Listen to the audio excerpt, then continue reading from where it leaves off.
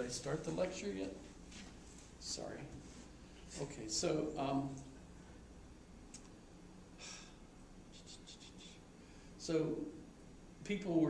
his counselors were telling John Dewey, if you're going to be a philosophy professor, you have to be a minister.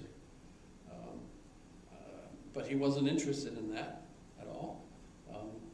But nonetheless, he went on to Johns Hopkins University, which was new at the time. And remember, Charles Sanders Peirce was a professor there until he got fired for dating a woman who was married. Terrible faux pas at the time. And once he got his PhD, he had absolutely no trouble whatsoever finding professorships all over the country, basically, because the universities were moving away from that kind of connection with religion. And by the way, if you're interested in that whole business, the Marsden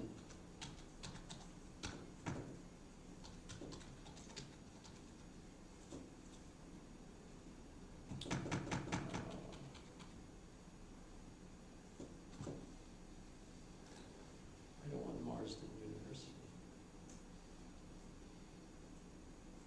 Here it is.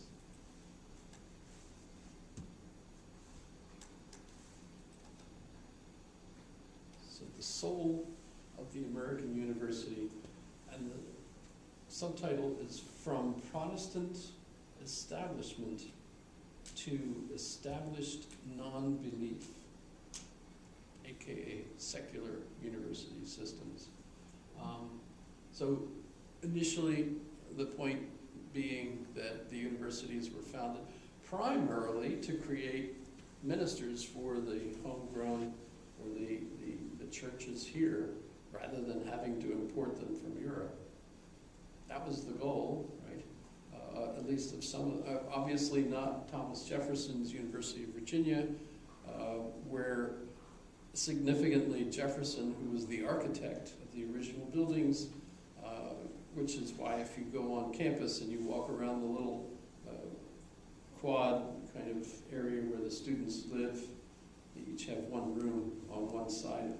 It's kind of neat. And by the way, one of those rooms is Edgar Allan Poe's.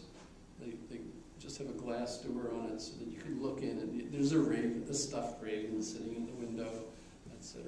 And on top it says in Latin, a small room or cell for a great poet, right? Small, and so it's a pun. But Jefferson was the architect, and what he did was where the chapel is supposed to be, he put the library. Looks like a chapel. The University of Virginia Library, which is actually really more of a museum. The main thing is a museum for the Constitution. If you go down into the basement, it's got all, not just the Constitution that you think of as the American United States Constitution, but there's all sorts of constitutions there because everybody was jumping on, the club, trying to create their own version of that. So there's like a feminist constitution, which is pretty neat to go and look at all of them. I don't think I took pictures of it, but you could probably just look it up under Jeffersonia or something. So the universities were moving away and from their association with religion becoming secular, and John Dewey rode that through his whole career, which was a long career. He was, if I go, so born in Burlington, Vermont, got his degree from the University of Vermont in 1879, and his PhD from Johns Hopkins, 1884. And then he taught in University of Michigan, then for a few years, University of Minnesota. It was then that the chair of the University of Michigan died, and he was invited to come and replace the chair of the University of Michigan until '94, when he went to the University of Chicago. And the University of Chicago is where he did a lot of his groundbreaking work. He created the activity school. It there's one name for it. There's a terrific video that I should show everyone. It's also called the Laboratory School. I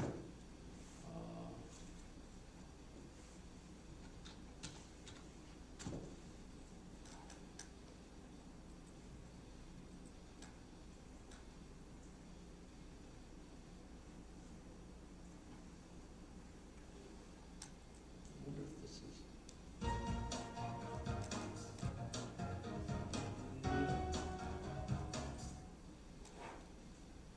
Here we go.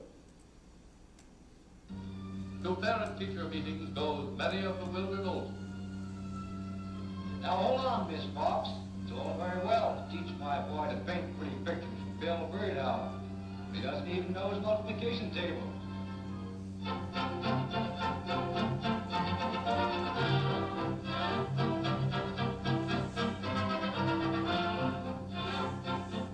For generations, U.S. youngsters went to school because they had to.